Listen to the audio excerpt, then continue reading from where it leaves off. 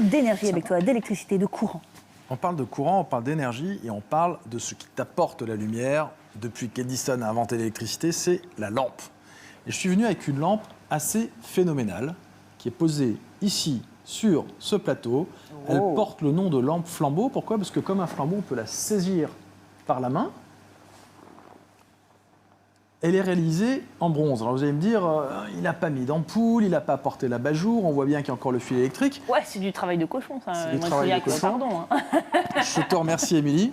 Pourquoi être venu avec cette lampe comme une sculpture ? Eh bien parce que cette lampe a été réalisée par un des plus grands sculpteurs du XXe siècle, le Suisse qui travaille en France, Alberto Giacometti.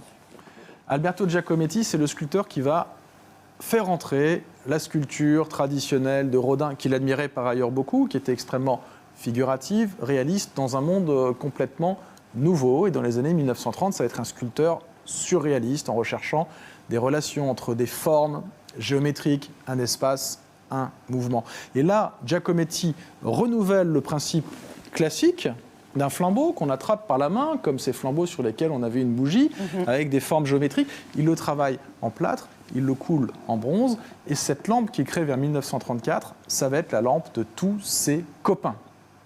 Il l'offre à tous ses amis, c'est ça ? Son meilleur ami qui s'appelle Thériade, qui est aussi son éditeur, va avoir sur son bureau pendant des années la lampe en plâtre qui s'appelle lampe flambeau, mais aussi lampe Thériade. Et cette lampe-là a été offerte par Giacometti à un de ses meilleurs amis peintres qui s'appelle Francis Gruber. On a oublié qui était Francis Gruber aujourd'hui. Pourquoi ? Parce qu'il est mort juste à la fin des années 1940. Il n'a pas eu le temps de connaître la gloire de son vivant. Mais c'est avec lui que Francis Gruber et Giacometti vont travailler toutes ces figures étendues, filiformes, l'homme qui marche, qu'on connaît si bien de Giacometti, c'est lui ? Qui a été travaillé en même temps dans l'atelier de Francis Gruber par Alberto Giacometti. Donc c'est te dire, Émilie, si cette lampe flambeau qui reprend des modèles antiques et qui en même temps a une base extrêmement géométrique qui peut nous rappeler des formes surréalistes, est importante. Pourquoi ? Parce qu'elle appartient à un des plus proches amis artistes de Giacometti avec qui il va travailler en permanence. Comment cette lampe, qui appartient à un des meilleurs amis de Giacometti, qui l'a aidé à travailler, etc., atterrit sur le plateau de Tilt aujourd'hui ? C'est quoi l'histoire de ce voyage incroyable ? C'est complètement incroyable et tous ces objets ont une histoire qui est assez étonnante. L'histoire de cet objet, c'est assez simple. Après la mort de Francis Gruber, Giacometti a fait sa tombe, sa pierre tombale.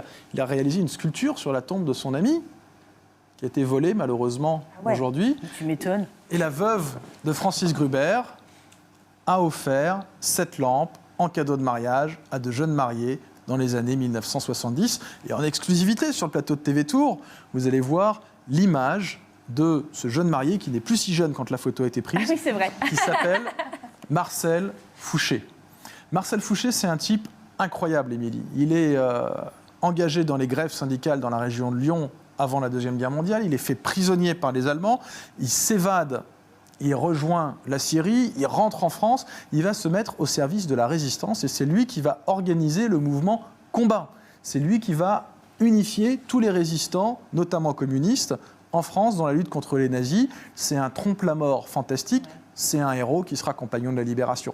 Et puis quand il rompt avec le Parti communiste, parce qu'il se rend compte que ce qui se passe de l'autre côté du rideau de fer, ça ne correspond pas du tout à son idéal de liberté, il s'est fait tout un tas de copains entraînant à Saint-Germain-des-Prés, dont Boris Vian qui avait une conscience politique proche de zéro, qui était ravi de parler avec Fouché. Fouché, c'était son autre code, mais Vian le disait lui-même. Et Marcel Desgliam, alias Fouché, alias Dormois, va prendre la direction d'un théâtre à Saint-Germain-des-Prés. Et cet homme qui avait commencé dans la sidérurgie, qui continue dans l'armée, la résistance, va devenir un homme de théâtre de Saint-Germain-des-Prés quand il se marie pour la 3e fois avec Janine Desgliam. Eh bien, la veuve de Francis Gruber lui dit « Marcel, voilà le cadeau, la lampe qui était sur le bureau de Francis, ce sera ta lampe à toi. » Et Marcel Fouché est mort dans le Lochois, il est enterré à Èvres-sur-Indre. Et c'est son épouse, que je salue, qui vit toujours dans le Lochois, qui m'a dit eh bien, que cette lampe continue d'éclairer d'autres amoureux de la lumière. Et elle sera vendue, j'imagine, au mois de novembre ? Au CCCOD. Attention, rectifiez les tablettes. Tout ce que je vous dis jusqu'à présent est faux. La vente n'aura pas lieu le 22 et 23 novembre. 17. Et le 16 et 17 novembre.